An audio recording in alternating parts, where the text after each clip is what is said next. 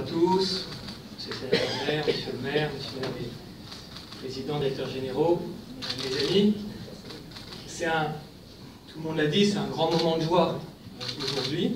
C'est pas si courant qu'on a l'opportunité d'inaugurer un nouveau bâtiment. Et je vais partager avec vous, en quelque sorte, les trois idées qui viennent à l'esprit quand on inaugure un tel bâtiment qui, objectivement, est absolument superbe. Enfin, je ne sais pas quels sont les qualificatifs qu'on peut lui donner, mais qui est unique et formidable.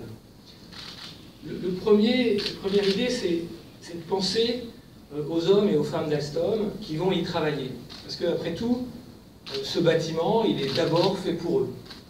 Il est d'abord fait pour les 800 personnes, les 800 hommes et femmes d'Alstom, pour leurs prestataires, au total un peu plus d'un millier de personnes qui vont travailler ici tous les jours.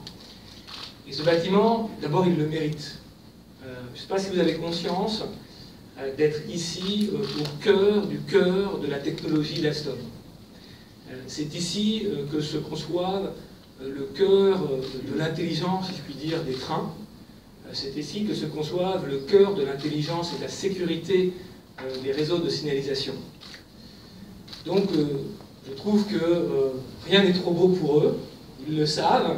C'est pour ça que nous avons, je dirais, investi comme nous le faisons.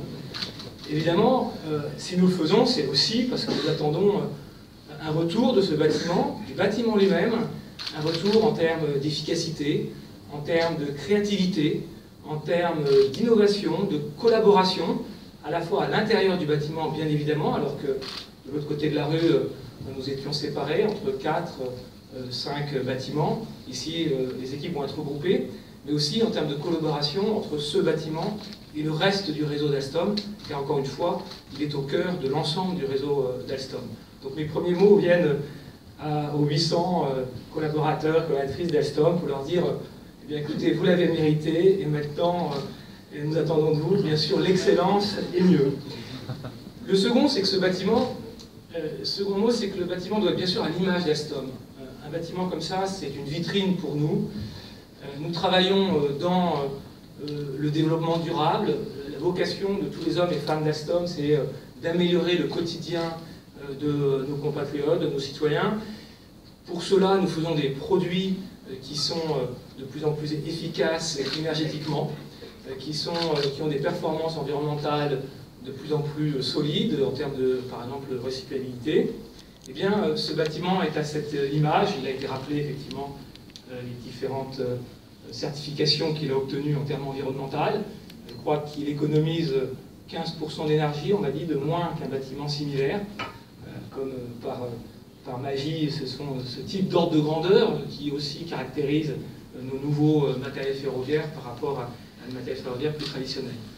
Donc le bâtiment, il est à l'image de ce qu'on veut chez Alstom, c'est-à-dire qu'il est innovant, il est en faveur du développement durable.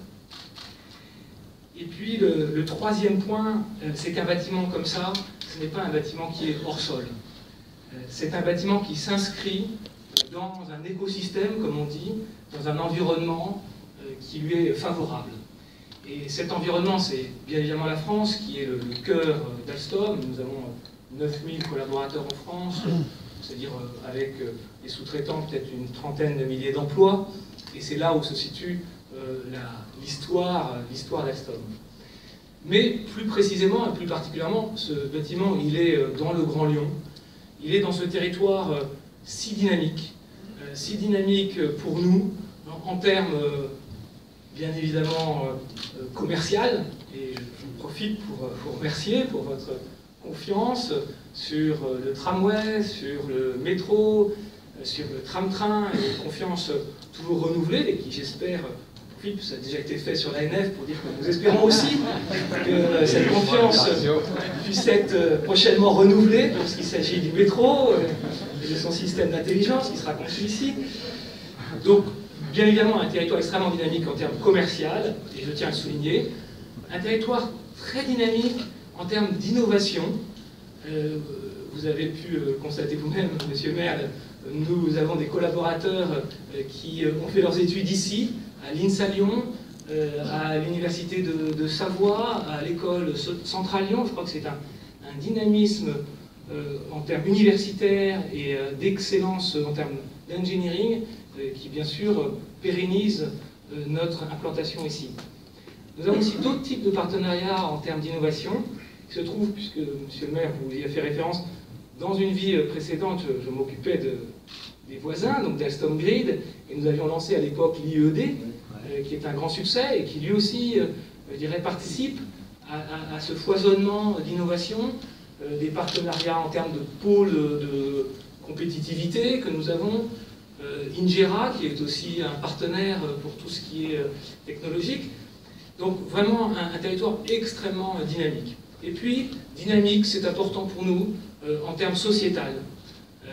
On a des relations avec un grand nombre d'associations dans le Grand Lyon, Elle Bouge, FAS, voilà, il y en a d'autres devraient savoir, mais je n'ai plus en tête, enfin quelques associations dynamiques sur le plan sociétal.